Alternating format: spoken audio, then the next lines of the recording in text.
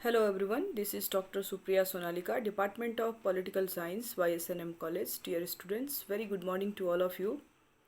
आज का जो हमारा क्लास है वो यूजी सेमेस्टर 2 के स्टूडेंट्स के लिए है और यूजी सेमेस्टर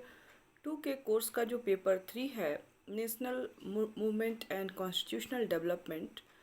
उस पेपर के अंतर्गत आज हम लोग यूनिट 10 की चर्चा करेंगे। और यूनिट 10 में जो टॉपिक हमें पढ़ना है वह है भारतीय स्वतंत्रता अधिनियम 1947 और इसके मुख्य प्रावधान जो क्या हैं उनको हमें देखना है। द इंडिया इंडिपेंडेंस एक्ट 1947, इसके मेन प्रोविजंस को देखना है कि 1947 का अधिनियम क्या है और इसमें क्या मुख्य बातें कही गई। यह भारतीय स्वतंत्रता अधिनियम जो है इसमें क्या प्रोविजंस किए गए थे। हम जैसा कि हम लोग जानते हैं कि जो बहुत सारे अधिनियम ब्रिटिश काल में पारित किए गए, कानून बनाए गए और हमारे संवैधानिक विकास में ये सारे जो कानून थे उनका कहीं ना कहीं कुछ ना कुछ योगदान रहा है। और चाहे वो 1935 का अधिनियम हो, 1919 का अधिनियम हो, 1909 का अधिनियम हो या उसके पहले का जो चार्टर अधिनियम सब जो बना वो सब हो,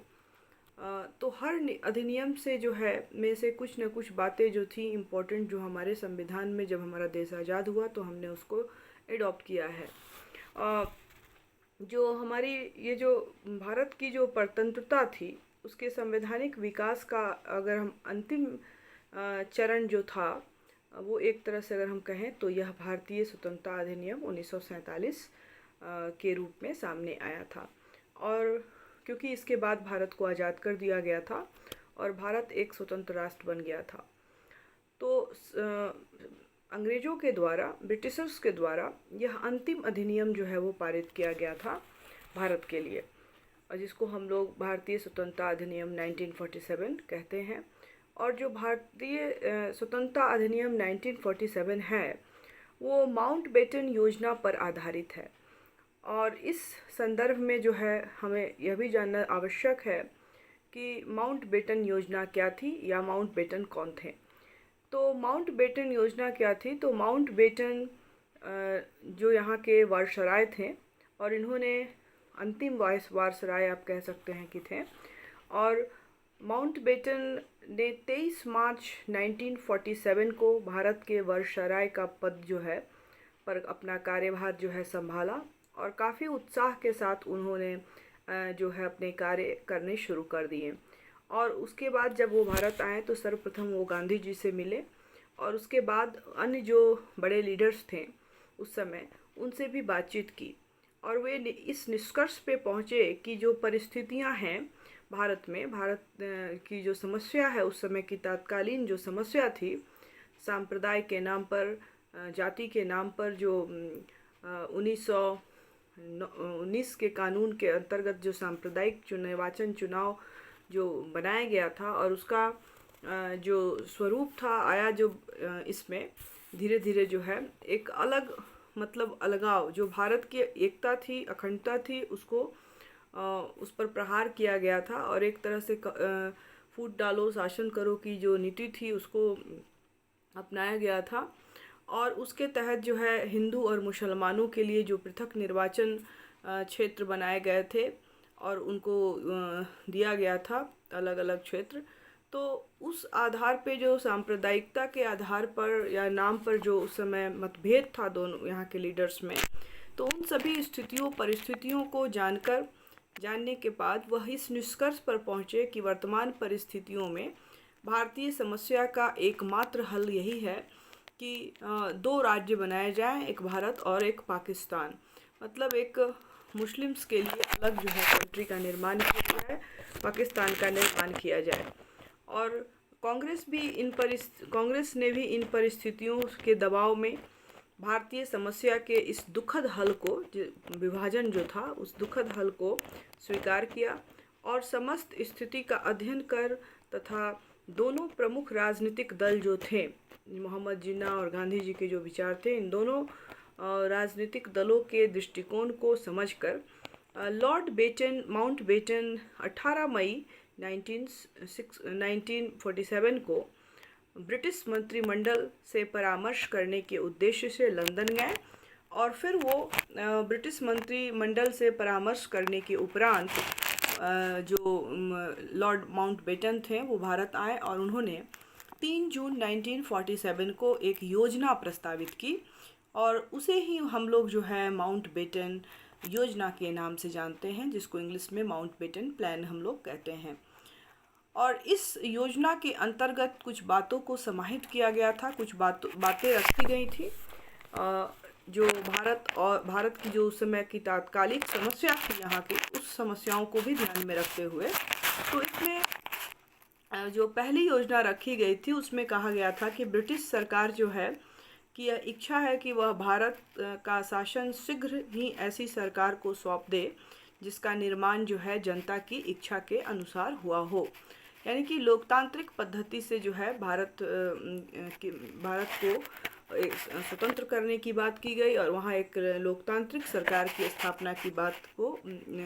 इसमें रखा गया था। और यह भी स्पष्ट किया गया कि ब्रिटिश सरकार जो है सत्ता का हस्तांतरण मतलब जो है 1947 में ही कर देगी, उसके लिए वह 1948 तक की प्रतीक्षा नहीं करेगी और 1947 में ही यह कार्य जो है विधिक रूप में समाप्त कर दी जाएगी करना चाहती है। इस योजना में यह प्रस्ताव रखा गया था। दूसरी जो योजना में जो प्रस्ताव जो रखा गया था कि योजना के अंतर्गत भारतीय समस्या का हल के रूप में पाकिस्तान की स्थापना करने को स्वीकार किया गया था और लीग की मांग के अनुसार संपूर्ण बंगाल और पंजाब पाकिस्तान में सम्मिलित नहीं किए गए थे, क्योंकि उनकी मांग थी मोहम्मद जिन्ना की मुस्लिम लीग की कि जो बंगाल और पंजाब के जो क्षेत्र हैं उनको पाकिस्तान में शामिल किए जाने की बात कही गई थी, जिसको नहीं स्वीकार किया गया था। और यह निश्चित किया गया था कि यूरोपियन सदस्यों को छोड़कर पंजाब और बंगाल की विधानसभाओं के अधिवेशन 2 भाग में किए जाएंगे और एक भाग में उन जिलों के प्रतिनिधियों का होगा जिसमें मुसलमानों का बहुमत है और दूसरा भाग उन जिलों के प्रतिनिधियों का होगा जिसमें मुसलमानों का बहुमत नहीं है। और इस तरह से इन दोनों क्षेत्रों को विभाजित करने की बात की गई थी और योजना में बहुमत वाले ज़िलों के नाम गिनाए गए थे कि किस ज़िले में किसकी बहुमत है ज़्यादा, और यदि दोनों में से एक भाग ने भी विभाजन का पक्ष लिया तो विभाजन किया जाता। यदि अगर मत विभाजन के पक्ष में आए तो उनका निर्णय करना होगा और वर्तमान संविधान सभा में सम्मिलित होना चाहते थे, अथवा उनको यह भी निर्णय लेना होगा कि वे वर्तमान संविधान सभा में सम्मिलित होना चाहते हैं कि नहीं चाहते हैं, या अलग पृथक संविधान की स्थापना करना चाहते हैं या संविधान सभा का निर्माण करना चाहते हैं। ये उनके इच्छा पर छोड़ी गई थी कि बंगाल और पंजाब का जो क्षेत्र है उसमें जो बहुल मुस्लिम और बहुल जो जाति के लोग हैं अगर इसके, तो उन पर थी कि वह जो संविधान सभा भारत के लिए बनेगा उसमें शामिल होंगे या नहीं होंगे, या वो अपना अलग संविधान सभा बनाएंगे। तीसरी जो महत्वपूर्ण बात इस प्रस्तावना में माउंटबेटन योजना के अंतर्गत कही गई थी तो वो था कि सिंध की विधान सभा को अपनी एक विशेष बैठक में सिंध के भाग्य का निर्णय करने का अवसर भी दिया गया कि वह जो है भारत में रहना चाहता है या पाकिस्तान में सम्मिलित होना चाहता है। ये भी बात इसमें कही गई थी। चौथी जो बात योजना के अंतर्गत कही गई थी कि असम के जो मुस्लिम बहुल वाले सिलहट ज़िले हैं, इस बात का निर्णय जो है जनमत संग्रह के आधार पे किया जाएगा कि वहाँ की आम जनता असम के अंतर्गत रहना चाहती है या पूर्वी बंगाल में सम्मिलित होना चाहती है। और यह जो है रेफरेंडम जो है उसके माध्यम से, जनमत संग्रह के माध्यम से ये डिसीजन लिया जाएगा। पांचवी जो बात योजना में कही गई थी कि गवर्नर जनरल के निर्देश में उत्तरी पश्चिमी सीमा प्रांत में इस बात का निर्णय करने के लिए जनमत संग्रह कराया जाएगा कि सीमांत जो प्रांत हैं, सीमा प्रांत जो हैं को भारत में सम्मिलित किया जाएगा या वह पाकिस्तान में रहेगा। छठी जो बात इसके अंतर्गत कही गई थी कि बलूचिस्तान को भारतीय संघ में रहने या अलग होने के संबंध में भी निर्णय लेने का अधिकार जो होगा। और बलूचिस्तान की सभी प्रतिनिध्यात्मक संस्थाओं की संयुक्त बैठक में इस बात का निर्णय लिया जाएगा कि वह भारत में शामिल होगा या वो स्वतंत्र रहेगा। इसके बाद जो अगली योजना में जो अगली बात कही गई थी कि उपर्युक्त योजना के अनुसार बंगाल, पंजाब और असम के द्वारा विभाजन का समर्थन किया गया, तो भारत और पाकिस्तान का सीमा का निर्धारण करने के लिए कमीशन की नियुक्ति की जाएगी कि इनके बॉर्डर्स क्या होंगे, सीमा का निर्धारण होगा भारत और पाकिस्तान की सीमा का। नेक्स्ट जो बात इस योजना में कही गई थी कि वो भारत और पाकिस्तान के अधिराज्यों के बीच जो लेनदारी और देनदारी होगी, लायबिलिटीज़ एंड एसेट्स की बंटवारा जो है, विभाजन जो होगा करने के लिए भी समझौता किया जाएगा। ये कौन सी चीज़ें पाकिस्तान में जाएंगी, कौन सी चीज़ें हिंदुस्तान में रहेंगी। इसके बाद जो अगली बात कही गई थी इस जो भारतीय स्वतंत्रता अधिनियम के अंतर्गत जो माउंटबेटन योजना थी, उस योजना के अंतर्गत कि देशी रियासतों को भारत या पाकिस्तान में अपने इच्छा के अनुसार शामिल होने के लिए उनको अधिकार दिया गया था, कि उनको छूट थी कि वो देशी रियासतें अपनी इच्छा अनुसार भारत या पाकिस्तान में सम्मिलित हो सकते थे। और जो अंतिम बात जो इसमें कही गई थी इस योजना के माउंटबेटन योजना के अंतर्गत, माउंटबेटन प्लान के अंतर्गत, कि भारत और पाकिस्तान को राष्ट्रमंडल की सदस्यता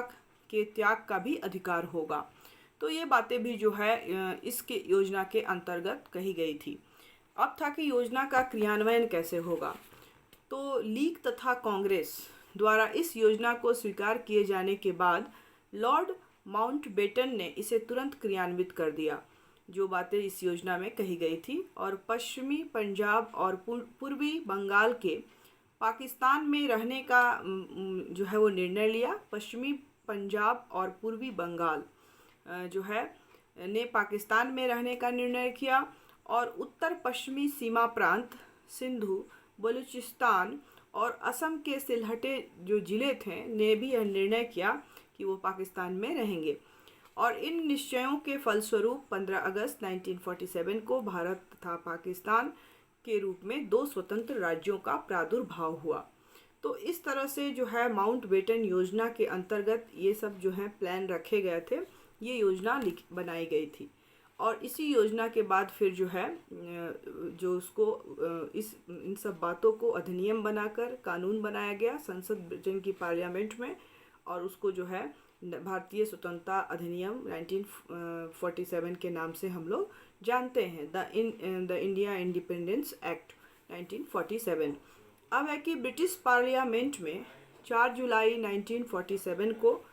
भारतीय स्वतंत्रता अधिनियम प्रस्तावित किया गया, जो शीघ्र ही 8 जुलाई 1947 को स्वीकृत कर दिया गया। मतलब ब्रिटिश पार्लियामेंट में यह पहला ऐसा कानून अधिनियम था जो इतने कम समय में और बिना किसी वाद विवाद के पारित हो गया था। और इस संबंध में प्रोफेसर नॉर्मन डी पामर लिखते हैं कि ब्रिटिश पार्लियामेंट के इतिहास में शायद ही कोई इतना महत्वपूर्ण विधेयक इतने कम समय में और इतने कम बात विवाद से जो है वो पास हुआ हो। और भारत मंत्री ने अधिनियमों के महत्व पर प्रकाश डालते हुए कहा था कि हमारे देश के विधान निर्माण के इतिहास में यह अधिनियम जो है अद्वितीय है, और इससे पूर्व कभी भी विश्व की जनसंख्या के इतने बड़े भाग ने केवल एक विधान द्वारा पूर्ण स्वतंत्रता प्राप्त नहीं की थी। यद्यपि इस अधिनियम में कुल 20 धाराएं हैं, जो भारतीय शासन अधिनियम है या भारतीय स्वतंत्रता अधिनियम जिसको हम लोग कहते हैं वो है, तो उसमें 20 धाराएं हैं, और इनमें से कुछ जो धाराएं प्रमुख हैं जिनकी चर्चा अभी हम लोग करेंगे कि इस अधिनियम के अंतर्गत कुछ जो महत्वपूर्ण बातें कही गई थी वो क्या थी। तो इस अधिनियम के अंतर्गत जो पहली महत्वपूर्ण बात जो कही गई थी कि 2 अधिराज्यों की स्थापना करने की बात की गई थी, जैसा कि माउंटबेटन प्लान के अंतर्गत रखा गया था। और इस अधिनियम के द्वारा भारत का विभाजन कर पाकिस्तान की स्थापना की गई, और यह निश्चय किया गया कि 15 अगस्त 1947 को भारत और पाकिस्तान नामक दो जो है अधिराज्य बना दिए जाएंगे और उनको ब्रिटिश सरकार सत्ता सौंप देगी 15 अगस्त 1947 को। दूसरी जो महत्वपूर्ण बात इस अधिनियम में कही गई कि संविधान सभाओं को सत्ता सौंप दिया जाएगा। जो स्वतंत्र करने के बाद जो संविधान सभा बनाई जाएगी संविधान निर्माण के लिए, उसको भी सत्ता सौंपने की बात जो है इस अधिनियम में कही गई और यह व्यवस्था की गई कि ब्रिटिश सरकार दोनों अधिराज्यों की संविधान सभाओं को सत्ता का उत्तरदायित्व जो है वो सौंप देगी और उनको अपनी इच्छा अनुसार संविधान का निर्माण करने की स्वतंत्रता होगी और इस प्रकार संविधान सभाएं संपूर्ण प्रभुत्व संपन्न होंगी। मतलब वो ब्रिटिशर्स के अधीन नहीं होंगी, क्योंकि आज़ादी दे दी गई है तो संविधान आपका स्वयं अपना निर्माण करना होगा संविधान का, और वो जो है वो संप्रभुत्व संपन्न होंगी, उस पर कोई विदेशी आधिपत्य नहीं होगा, वो संप्रभु होगी, प्रभुत्व संपन्न होगी। और तीसरी जो महत्वपूर्ण बात इसमें कही गई कि दोनों के लिए जो है एक एक अलग अलग गवर्नर जनरल की बात की गई। भारत और पाकिस्तान जो दोनों राज्य जो अधिराज्य बनाए जाएंगे, उन अधिराज्यों में एक एक गवर्नर जनरल होगा और जिसकी नियुक्ति जो है उसके मंत्री मंडल की सलाह पर की जाएगी और गवर्नर जनरल और प्रांतों के गवर्नर भविष्य में केवल वैधानिक एक शासक होंगे। जो उस समय जो इतने पावरफुल जो ये पोजीशन में थे ब्रिटिश शासन के अधीन, जब भारत को स्वतंत्र कर दिया जाएगा तो दोनों के लिए, भारत और पाकिस्तान दोनों के लिए एक एक गवर्नर जनरल नियुक्त किए जाएंगे और वो गवर्नर जनरल जो है सिर्फ एक वैधानिक शासक के रूप में काम करेंगे जो जब तक उनका कार्यकाल है, और उसके बाद जो है फिर यहाँ की जो विधानसभाओं से जब चुनाव होगा तो उसके आधार पे फिर जो यहाँ की जनता जिनको सरकार के रूप में चुनेगी वो होंगे। लेकिन तब तक के लिए जो है ये गवर्नर जनरल जो है और जो राज्यों में गवर्नर्स होंगे वो उस तरह से काम करते रहेंगे और बाद में जब ये हो जाएगा यहाँ पर संविधान सभा का गठन, सारी चीज़ें बन जाएंगी तो फिर वो अपना अपना चुनाव होगा। उसके बाद जो चौथी महत्वपूर्ण बातें जो इसमें कही गई थी कि संविधान सभा का विधानमंडल के रूप में कार्य करना।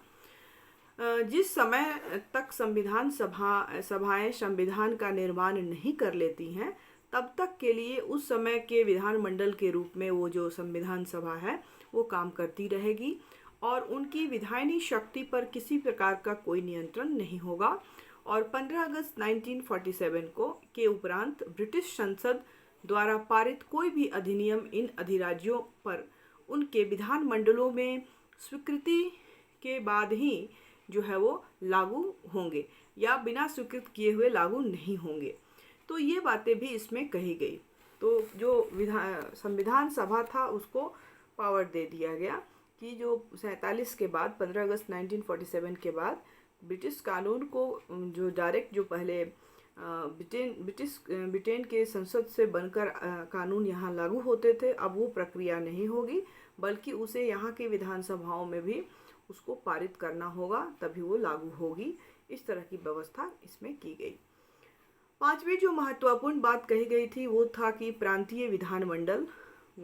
का जो स्थिति थी उसके बारे में बताया गया था। तो जिस समय तक नवीन विधानमंडल के अनुसार प्रांतों में निर्वाचन नहीं होते हैं तब तक उस समय के उपरांत ब्रिटिश संसद का भारत और पाकिस्तान पर कोई नियंत्रण नहीं होगा जब तक कि वो ये लोग करते नहीं हैं। 15 अगस्त 1947 के बाद ब्रिटिश जो पार्लियामेंट है उसका कोई भी अधिकार जो है इन विधानमंडलों पर नहीं होगा। और इसके में जो और एक बात जो कही गई थी कि जो 1935 का जो भारतीय शासन अधिनियम था के द्वारा ही शासन करने की बात की गई थी जब तक कि यहाँ अपना संविधान नहीं बनता। और जिस समय तक वर्तमान संविधान सभा द्वारा नया संविधान बनाकर तैयार नहीं किया जाता उस समय तक जो है 1935 का जो भारतीय शासन अधिनियम है उसके द्वारा ही यहाँ का शासन कार्य होगा और परिवर्तित परिस्थितियों के कारण उसमें कुछ आवश्यक परिवर्तन कर दिए गए और जिसमें से वे धाराएं निकाल दी गईं जिनका संबंध जो था गवर्नर जनरल और प्रांतीय गवर्नरों के विशेष उत्तरदायित्व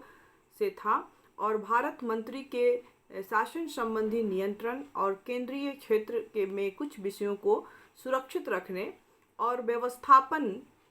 पर सम्राट के विशेषाधिकार एवं इसी प्रकार के अन्य विषयों को जो विषय से संबंधित थे उसमें से हटा दिया गया था 1935 के अधिनियम से, और बाकी चीज़ें उसी तरह से रहने दी गई थी और यहाँ लागू की गई थी। और 1947 के अधिनियम के द्वारा 1935 के भारतीय शासन अधिनियम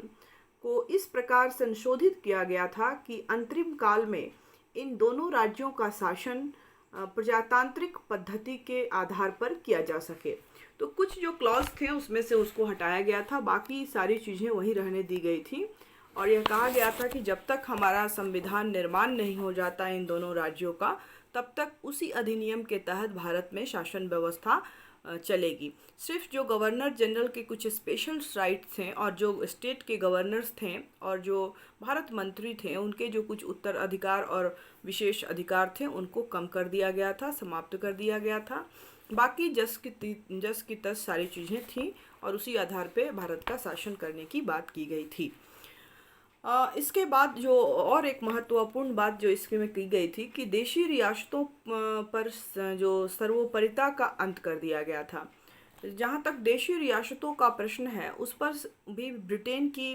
सर्वोपरिता का अंत कर दिया गया, उस पर से आधिपत्य हटा दिया गया और उनको किसी भी अधिराज्य में, चाहे वो भारत हो या पाकिस्तान हो, सम्मिलित होने के लिए अपने भावी संबंधों को निश्चित करने के लिए स्वतंत्र कर दिया गया था। जो राजवाड़े थे, यहाँ के महाराजा थे,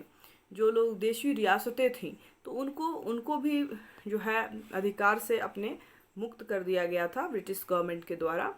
और उनको अब अपना डिसीजन स्वयं लेना था कि वह जो है ये जो दो राज्य बने हैं भारत और पाकिस्तान की, वह किस राज्य में सम्मिलित होना चाहता है, किस राज्य का हिस्सा बन के रहना चाहता है या खुद स्वतंत्र रहना चाहता है, ये डिसीजन उसको खुद लेना था। तो ये कुछ जो है महत्वपूर्ण बातें थी जो भारतीय स्वतंत्रता अधिनियम जो है इंडियन इंडिपेंडेंस एक्ट जो बनाया गया था उसमें ये सब प्रोविजंस जो है वो किया गया था।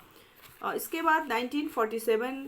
का जो भारतीय शासन अधिनियम वास्तव में क्या था, एक तरह से अगर हम कहें तो यह अंग्रेज़ों की एक भव्य विदाई, गौरवपूर्ण विदाई थी। और डॉक्टर राजेंद्र प्रसाद ने कहा है कि भारत पर ब्रिटिश प्रभुत्व काल आज समाप्त होता है और अब से ब्रिटेन के साथ हमारा संबंध जो है, हमारा अपना संबंध क्या है, समानता का, पारस्परिक सद्भावना और पारस्परिक लाभ के आधार पर आधारित आधारित होगा। और कांग्रेस लीग की वाणी को मुखरित करने वाले समाचार पत्र जो थे, the Hindustan Times and the Dawn, जो उस समय के प्रमुख समाचार पत्र थे, उसके द्वारा भी अधिनियम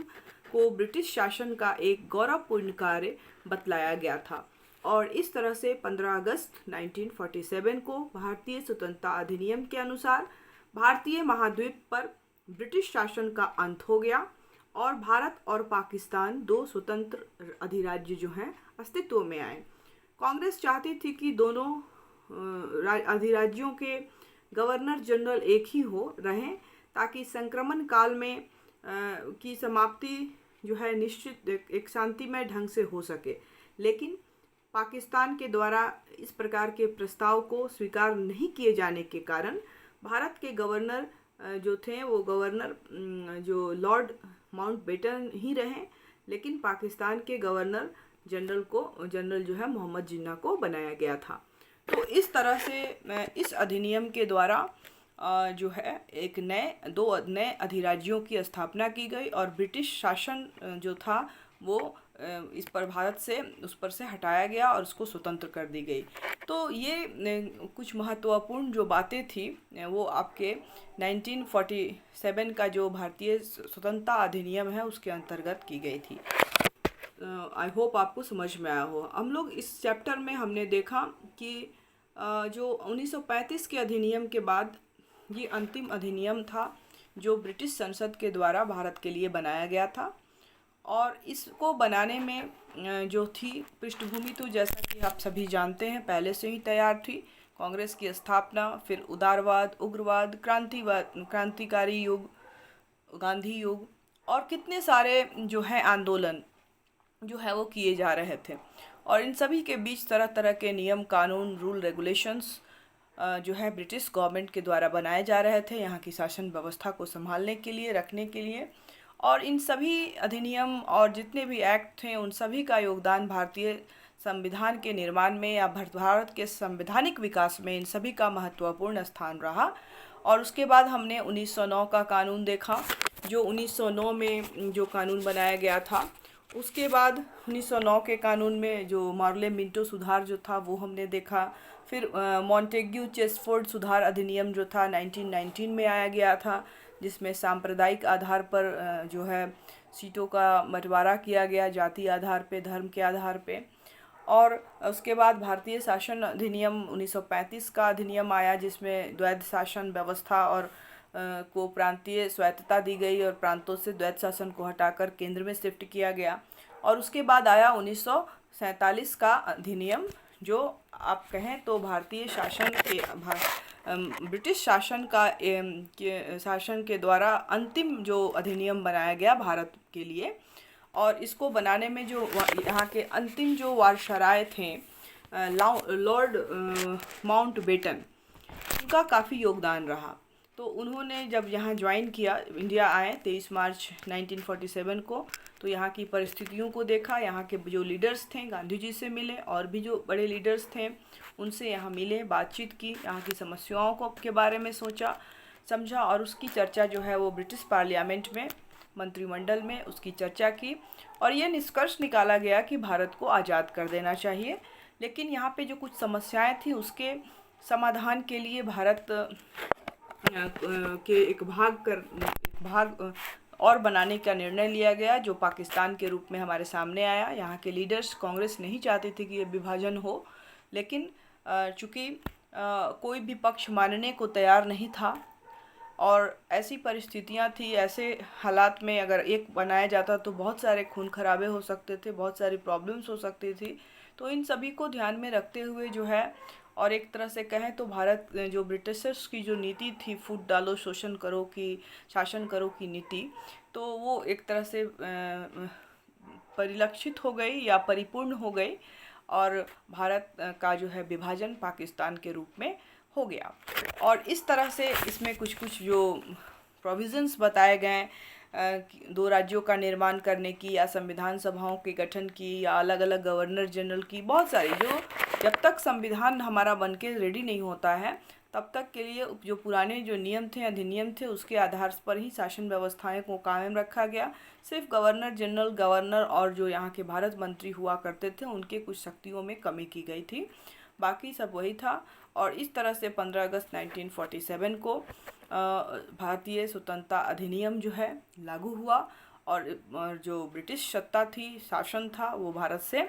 हमेशा के लिए उसका अंत हो गया। तो ये था 1947 का जो भारतीय स्वतंत्रता अधिनियम है, उसकी महत्वपूर्ण बातें इसमें जो थी वो मैंने आपके साथ डिस्कस किया। आई होप आपको समझ में आया हो। आज का क्लास हम लोग यहीं समाप्त करते हैं नए टॉपिक के साथ। बहुत जल्द हम फिर मिलेंगे, तब तक के लिए घर में रहें, सुरक्षित रहें, पढ़ते रहें। Thank you all of you.